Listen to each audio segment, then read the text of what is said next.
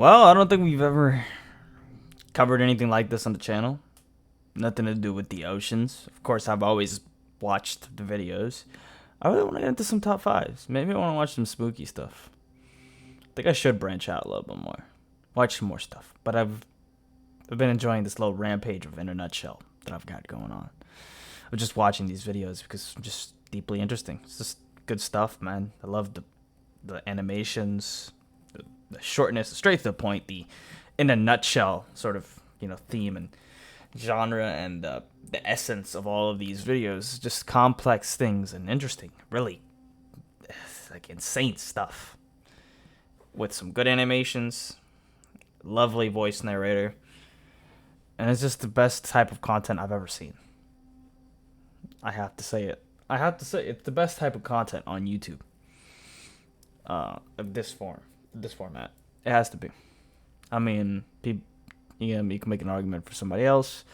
There's just good people that make this type of stuff. I mean, the people that make this type of stuff that are the biggest they're so good at doing it, right? So even somebody like Vsauce, who does it with so much simplicity, he doesn't have all of these animations, but still, the entertaining aspect of those videos, just how it's Vsauce. It's like that's his style. It's like the style, and it's just so dope.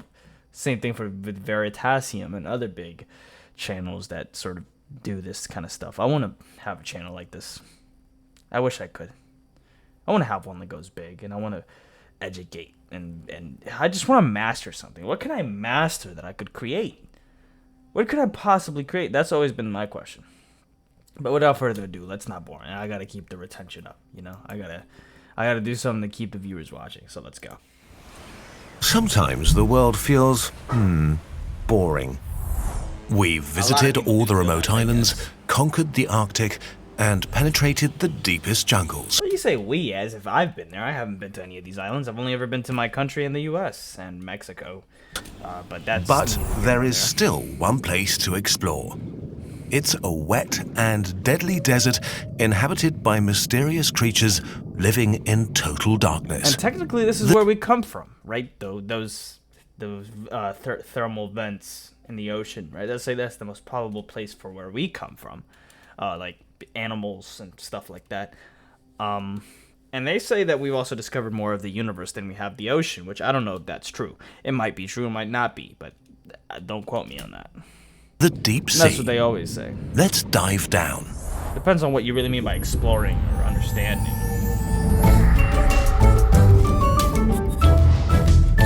In collaboration with Brilliant. When we look at the sheer scale of the Earth's oceans, it's it's massive. hard to believe that less than 2% of all biomass on Earth lives here. And of that small percentage, around 90% is located close to the surface in the first 200 meters. Is that a difference in species, or is that the total number of animals? Do you know how many fishes there are in the ocean? There's a shit ton of fucking fishes. There's a shit ton of, numbers, in terms of just sheer numbers. There's a shit ton of things in the ocean. How can you say that there's not? What? That's being boosted up by ants. That's because there's trillions of ants on fucking Around on the 90% is located close to the surface in the first 200 meters. This is where we begin our journey. Here, light can still penetrate the water, which allows photosynthesis to occur. Phytoplankton, trillions and trillions of single-celled algae and bacteria make up the foundation of the ocean's ecosystem, and they're consumed by bigger plankton who are consumed by other species. Oh man. The seafloor at this depth is akin to the Amazon rainforest and is not often fucking covered fair. with coral. Imagine being a phytoplankton. What? Imagine being so tiny, bro. What kind of chances do you stand out here? You don't stand any chances in the ocean, bro. Why? Why do they exist? What is the point of these fishes? What is the point of their life? What is the point? That is the point. That is what I've noticed. It's the matter in the universe doesn't want to die. Something in the universe, this matter, when it becomes alive, it doesn't want to die. It wants to escape entropy at all costs, even if it doesn't have a meaning. It just has to propagate itself. It just wants to live. Whatever we're made out of, whatever made us, it wants to live. It needs to live. Like, look at how meaningless all of that is. Of course, we'd be the only ones to assign meaning. They're not worried about meaning. We're the only ones that create that concept of meaning. But it's just like, they're fishes. You know how dangerous that is? Algae and other sea plants get eaten by that are so home much to down a there. plethora of sea animals. So far, we've focused most of our attention on this comparatively pleasant environment where we fish, swim, pollute, and do science. Yeah, we definitely do pollute. So, let's dive deeper. Moving from familiar coastal waters into deeper, more remote waters, we eventually reach the edge of the Continental Shelf, where we're confronted with the Continental Slope, the long descent down to the deep sea. With every additional meter of water, light fades drastically, which means there are basically no more plants, and the seemingly steep Continental Slope begins to remind us of the surface of the moon. Looking out, we're faced by what seems to be endless open water. Let's leave the slope behind us and enter what's known as the Twilight Zone, the portal to the deep sea. As we sink down further, the water pressure rises to deadly levels. The deepest scuba dive ever came in at 332 meters. At that depth, the pressure is like having 200 cars stacked on top of you. Yet we've only completed 3%. So what is this What is this metaphor that you've done there? What is this comparison there? 332 meters. Well, he wouldn't have survived if he had 200 cars put on top of him. Neither would he have been able to swim to the top. Would he? Would he have been able to swim up? What is that feeling like? It's not on top of you. It's all around you, wouldn't it be? Like, the pressure would be all over your body, but he didn't get liquefied. Like, he didn't die. He didn't break anything. How does that exactly work? You know? That's my question. What are the logistics? That depth, the pressure is like having 200 cars stacked on top of you. Yet we've only completed 3% of our journey.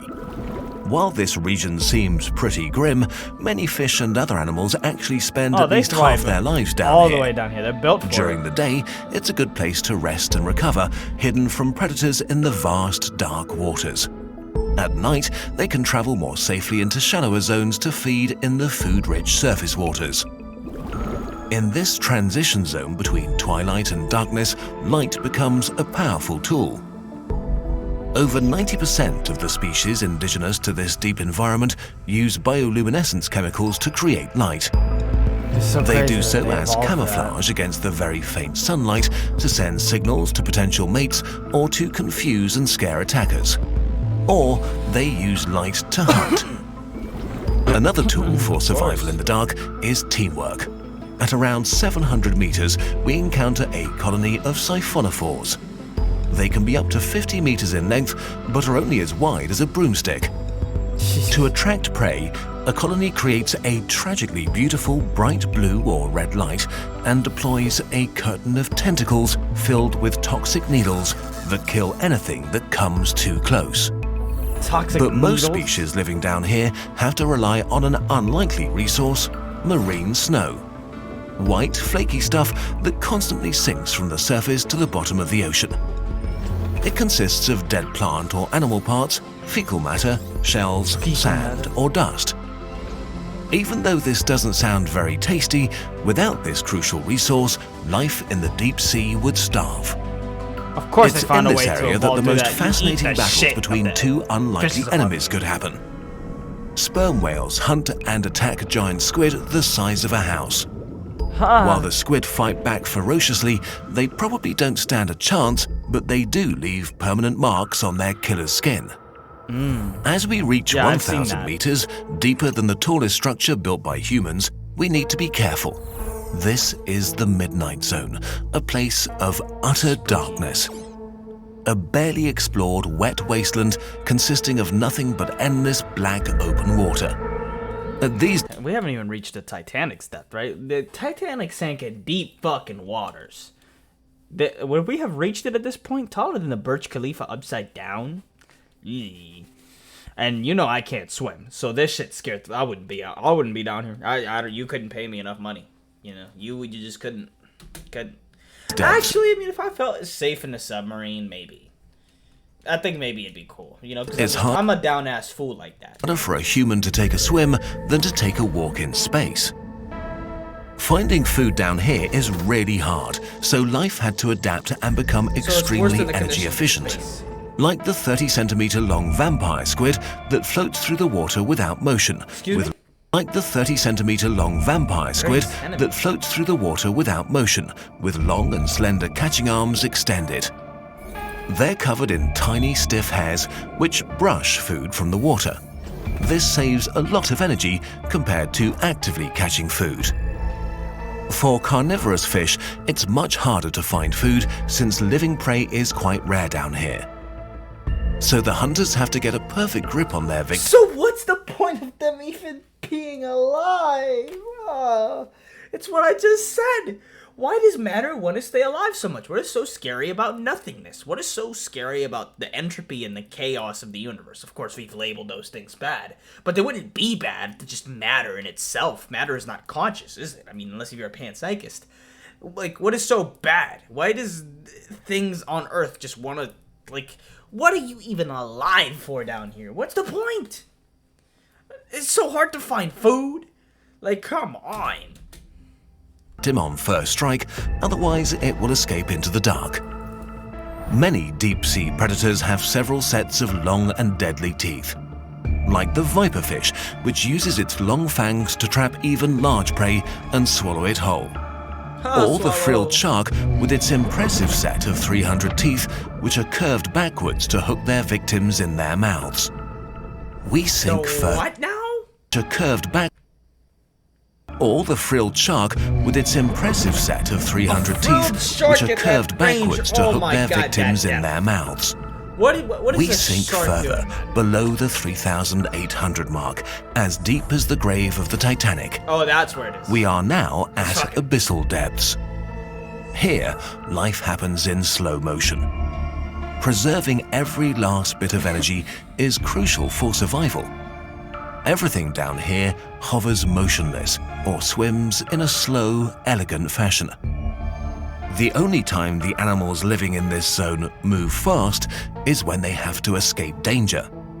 Like the Dumbo octopod paddling with its ear-like fins, or the grenadier's fish with its slow, eel-like tail beats. At 4,000 meters, we finally reach ground again, the abyssal plain. It's covered in grey mud and rocks, dusted with the remains of marine snow, which is consumed by... Is this just the average length of abyssal plains throughout the fucking world? Because it's not a very solid, like even plain. Like, there's fluctuations everywhere. Shit goes deeper, some shit ends higher. It's like, it's still Earth crust. Animals like sea cucumbers, shrimp, sea urchins, and sea worms. In some regions of the seafloor, small, dark mineral deposits can be seen. These are manganese nodules. Deep-sea corals and sponges use them to anchor themselves on the bottom of the sea. Though life is sparse on the deep seafloor... Are those plants? ...on the bottom. Deep-sea corals and sponges use them to anchor themselves on the bottom of the sea. What are you surviving Though life is sparse on the deep seafloor, even down here there are oases. In the rift valleys, where tectonic plates are splitting apart, magma heats up seawater and creates dark jets of water and minerals as hot as 400 degrees Celsius that form elaborate chimneys and towers. Extremophile bacteria use the minerals to create organic substances that are the basis for unique ecosystems. As we descend further, we reach the deepest point of the abyssal plain at 6,000 meters. For most of the seafloor, this is as deep as it gets. But if we want to get to the deepest point of the oceans, we're actually only halfway there. Let's enter the Hadal Zone, the underworld of the sea. Named after Hades himself. It consists of long, narrow trenches that only make up around 0.25% of the oceans and are among the most extreme environments on Earth. Only extremophiles exist down here, like the ethereal snailfish that holds the record for the deepest living fish ever seen at around 8,000 meters. Sheesh! We see spiky and sharp black rocks rush by as we sink down to more than 10,000. Until we reach the final slope.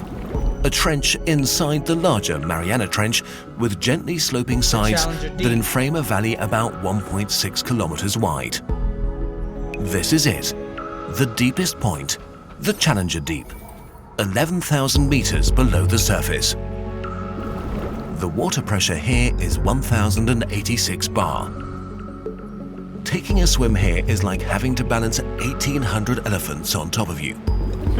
But even here, life has found a way to thrive. Next to sea cucumbers, white and light pink amphipods wiggle their way through the water. Their size is astounding. While their shallow water cousins are merely a few centimeters long, the deep sea version can reach up to 30 centimeters. Sheesh. And there are other things floating elegantly through the water. Plastic bags that were found by scientists in 2018. Oh my god. Even the remotest place on Earth is not safe from human influence. A plastic. There's nothing left to do now, and our oxygen is running out, so we begin our ascent. Why do I feel like? Why do I feel like? After hours of traveling through dark nothingness, we finally see a glimpse of light.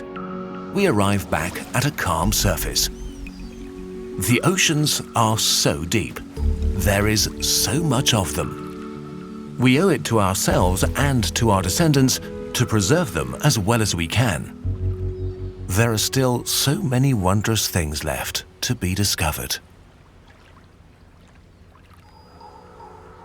So, you're all tingly now and want to go exploring. Why not start off with some something I pride myself in is I don't litter. Like, I actually just don't. I don't litter. juicy science? You can use our friends from Brilliant as your springboard for a knowledge deep dive. Brilliant is a website that helps you approach science in a practical way through interactive courses and daily problems in maths, science, and computer science. Instead of simply flooding you with information, you get the tools you need to untangle complex topics by yourself. It's hands-on learning. Well, there we go. What's hiding in the most solitary place on Earth? I was kind of expecting something a little bit more freaky. Yeah, I felt this. Imagine the shock and sadness that the scientists felt when they saw that plastic bag. I remember when James Cameron went down there on the Challenger mission, and then the glass broke. I remember hearing about that. Like, no, the glass didn't break. The glass cracked. The glass cracked. The moment I saw that, I would have prayed. I would have fucking shit my pants. Because it's just like, if that window, oh my god, don't even tell me, bro. There's like nothing more horrifying than that in this whole world. Like, you're gonna be fucking liquefied in a second if that window breaks. But you need a window because you need to be able to see out. But it's like, is any window sustaining that kind of fucking pressure? I'm surprised that shit didn't fucking break, to be honest with you. Makes it to the Challenger Deep only to be greeted by a plastic bag. Well, I mean, we haven't really fully explored it. There might be more stuff. I mean, I don't know how high are the chances that there's some like really scary, creepy creatures that we just don't know of? I mean, what are really the chances? Like, I don't know. I find it amazing that life wants to persist down there, and like life is so adaptive, you know? Like, not even just us, life in general is really adaptive to any type of environment, no matter how different, no matter how crazy and intense and pressurized. It still just doesn't want to die. It wants to live. There's these things that just want to live, and we're a part of that. It's like the most fundamental system of being alive is this like will to life, right? Not trying to copy off Nietzsche too much, but it's the will to live. It's the will to get away from the entropy of the universe. That's something I've noticed. Because it's like, I know we shouldn't be asking the question why, but for life to exist down there in the first place, you can make that observation. Like, just look how slow they move. It's scarce. It's just like, you just wouldn't want to be that fucking fish down there. You really wouldn't want to be. It seems kind of like that's life, you know? We don't see a point to it because we can only appoint meaning. We don't see meaning because that's a concept we created. It's not something that is inherent in the universe. It's like the only inherent sort of meaning, the closest that you could get to it, is just that. It's staying away from death. It's being alive. There's no more meaning to it. There's no more meaning that needs to be added. And you see that when you see these fishes. It's just like, look at how they live. And because they're not like us, who we can do all these things and question all these things and commit suicide and question what's the meaning of things. It's like, look at these fishes. They're not questioning that shit. They can't. But yet they still live. Doesn't that make you wonder why? It's like there's something more to life than just asking questions about meanings of things and trying to reason it out. There's more to it than that. It's just an inherent part of being something that is experiencing, something that is alive, about everything that makes me up. It wants to stay away from entropy. It wants to live. That's why my brain is designed to be for survival, right? I'm designed to be able to survive. Isn't that crazy? To escape entropy, to escape death. That's what I want to do. That's what everything that's alive here on Earth wants to do, is to escape death. It's that constant battle here on Earth. It's to just, we're sort of pushing ourselves away and immigrating and getting a glimpse of life, only to just, in the end, return back. Because this greatness of experience is short-lived. And not many people don't even feel that it's great. They feel a lot of pain. You know, that's what's kind of paradoxical about being a human, is that you can make judgment calls about the whole of the experience. When you feel pain, you can then say, why must I do this? Why must I go through this? No other animal does that. No other animal questions that. Which is something that's crazy about being a human, that you can question that. It's like, that's something, man. But anyway, I don't have much else to say. Hopefully you guys enjoyed that. I was lucky wanting a little bit more of scary creatures. I was kind of hoping that they would tease you a little bit. At least say, hey, maybe there's some spooky stuff. But no, there was nothing really spooky about that. But I'm going to catch you guys. See you.